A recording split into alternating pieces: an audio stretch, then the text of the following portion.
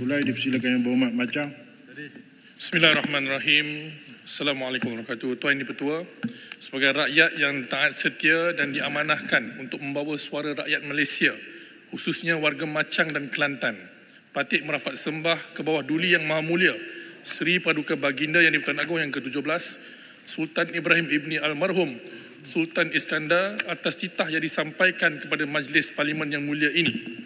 Saya juga ingin merakamkan ucapan dan sembah setinggi-tinggi penghargaan kepada As-Sultan Abdullah Riayatuddin Al-Mustafa Billah Shah Ibni Almarhum Sultan Haji Ahmad Shah atas khidmat bakti yang cemerlang baginda zahirkan sewaktu menjadi Yang di-Pertuan Agong. Tuan Yang Dipertua, tahun ini adalah tahun di mana negara, khususnya rakyat, sedang berdepan dengan situasi yang amat mencemaskan. Pada sekutu akhir tahun lalu, ekonomi kita hanya berkembang sebanyak 3%. Ini amatlah mengecewakan kerana momentum pada hujung tahun 2022, sewaktu Perikatan Nasional masih memerintah, masih amat kuat. Buktinya ialah purata pertumbuhan ekonomi sepanjang 2022 adalah 3.7%.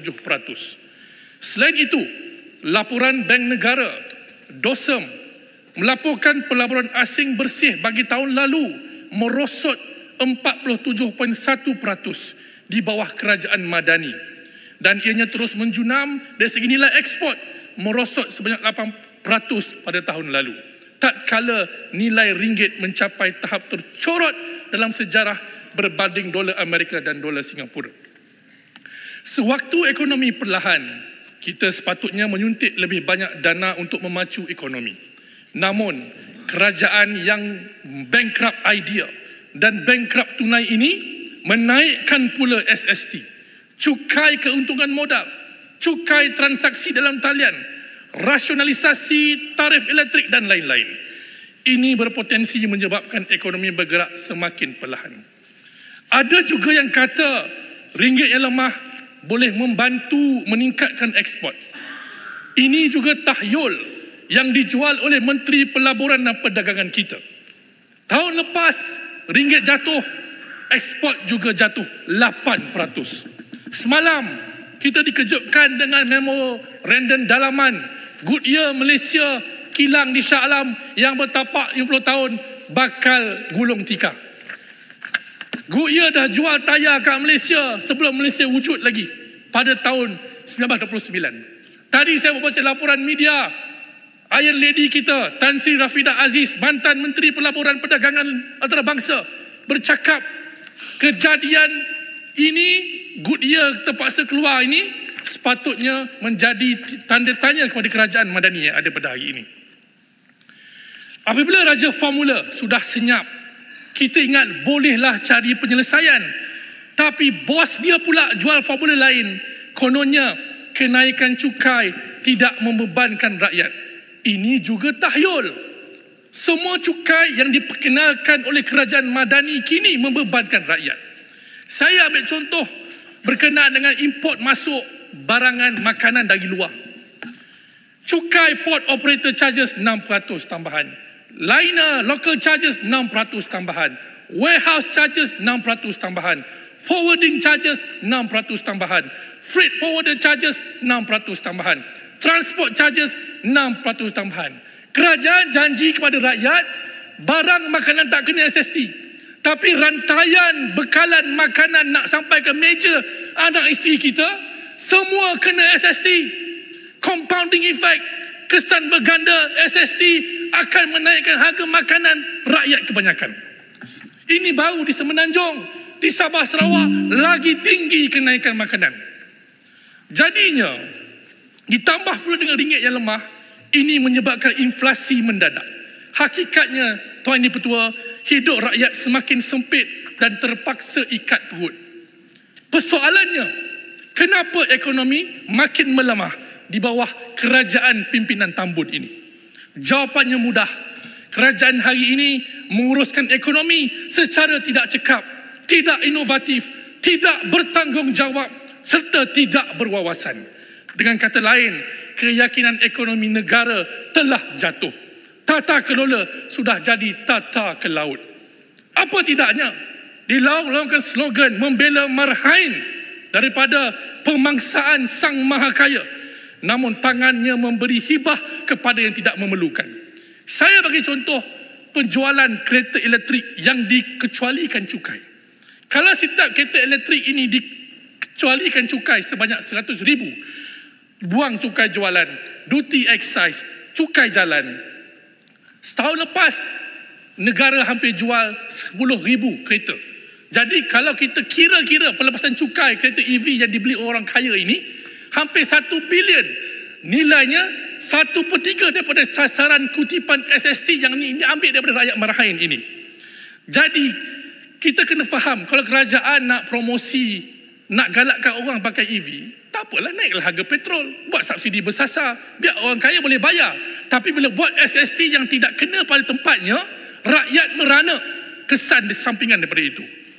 Bayangkan tuan-tuan, bayangkan tuan Yang Bertuah, 1 bilion ringgit pelepasan cukai ini boleh bagi sarapan percuma kepada anak-anak kita di sekolah rendah.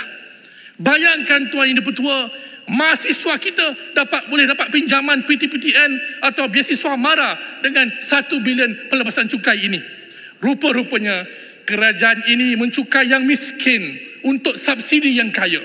Modal ekonomi songsang sebeginilah yang menyebabkan ekonomi negara cacar merba. Tuan Yang Bertuah, walaupun kita dilarang bercakap tentang 3R, saya tetap nak sentuh 1R yang ini. Perdana Menteri kata jangan politikkan kejatuhan nilai ringgit. Dan beliau nampaknya tidak bimbang tentang ringgit. Ringgit telah pun jatuh secara drastik, menghampiri paras terakhir yang pernah dilihat sewaktu Tambun menjadi Menteri Kewangan dulu. Ringgit yang lemah memberi kesan kepada kita semua, tak kira kerajaan atau pembangkang. Kerana negara banyak import barangan dari luar. Import makanan saja mencecah 76 bilion ringgit pada 2022. Ringgit yang lemah akan menyebabkan kos yang lebih tinggi untuk bahan import.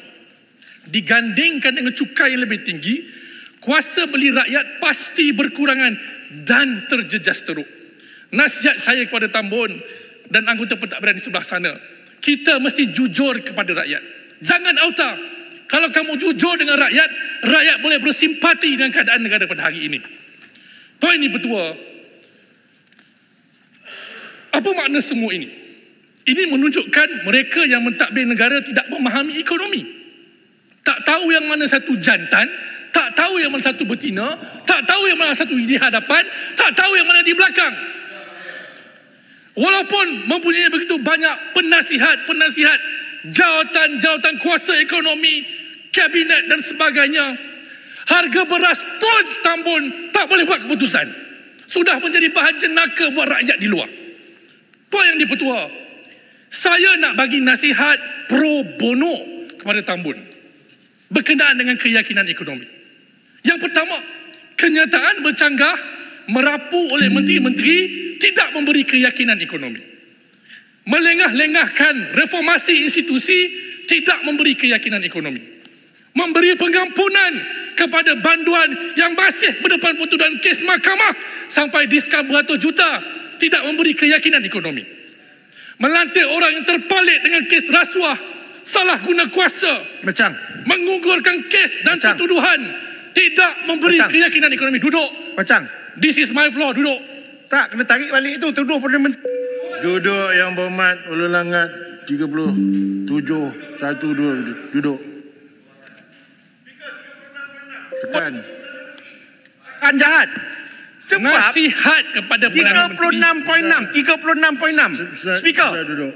36.6 dia sebut tadi tu, dia kata mengampunkan. Yang mengampunkan tu bukan Perdana Menteri. Yang mengampunkan tu Sri Paduka Baginda yang di Pertuan Agong. Dia kena tarik balik ni. Ini sangkaan jahat ni. Ini fitnah ni. Ini petua saya. Duduk. Duduk. Ini saya akan bagi petua. Saya akan bagi petua. Duduk. Yang Berhormat Ulun Langat. Okey, saya duduk. Duduk. Baik, ini petua saya. Buka peraturan 26, buka peraturan 27.3, buka peraturan 17, buka peraturan 18. Saya inbox 37.2. Sila buat usul tentang apa ketidakpuasan Yang Berhormat di bawah perkara 12, di bawah perkara 30, peraturan 36/12 itu. Sekian. Teruskan. Terima kasih Tuan Dipertua yang bijaksana. Tuan Dipertua, saya nak landing dah. Saya nak kongsi Tuan Dipertua dengan Dewan yang mulia ini tentang kisah duka anak muda yang ada di kota pada ketika ini. Dia bawa motor menjadi penghantar makanan. Anak 3 orang, isteri duduk di rumah. Setiap hari dia keluar, dia akan cuba cari rezeki yang halal bagi keluarga. Satu hari, isterinya berharap suaminya dapat bawa makanan yang sihat untuk anak-anak yang menunggu di rumah. Bang, boleh tak abang bawa balik makanan tengah hari, makanan malam? Saya dapat mahu bagi teh je pada anak-anak pada hari ini. Satu hari itu, Tuan Dipertua, bila dia pulang lewat malam, beliau pulang tangan kosong. Dengan penuh rasa hiba, isteri bertanya, bang, anak-anak dah tidur. Mereka lapar tapi saya tak mampu bagi apa pun makanan. Beliau hanya keluar dari rumah dan terus menghilangkan diri. Kulil haq walau kana muron. Berkatalah benar walaupun pahit. Tuan Dipertua, Malaysia sedang berdepan dengan ketidakstabilan politik dan ekonomi. Gulung 30 saat. Ekonomi kita tidak stabil, ringgit jatuh, harga barang naik, rakyat melara. Kalau kita tengok rakyat tuan-tuan, Tuan Dipertua, kais pagi makan pagi, kais petang makan petang, malam berselimut embun, siang bertudung awan. Tuan Dipertua, rakyat kecewa dengan Tambun. Rakyat kecewa. Hai kalam, sebagai rakyat yang tak setia, saya menjunjung kasih titah tuanku, daulat tuanku. Terima kasih. Terima kasih Muhammad Macang.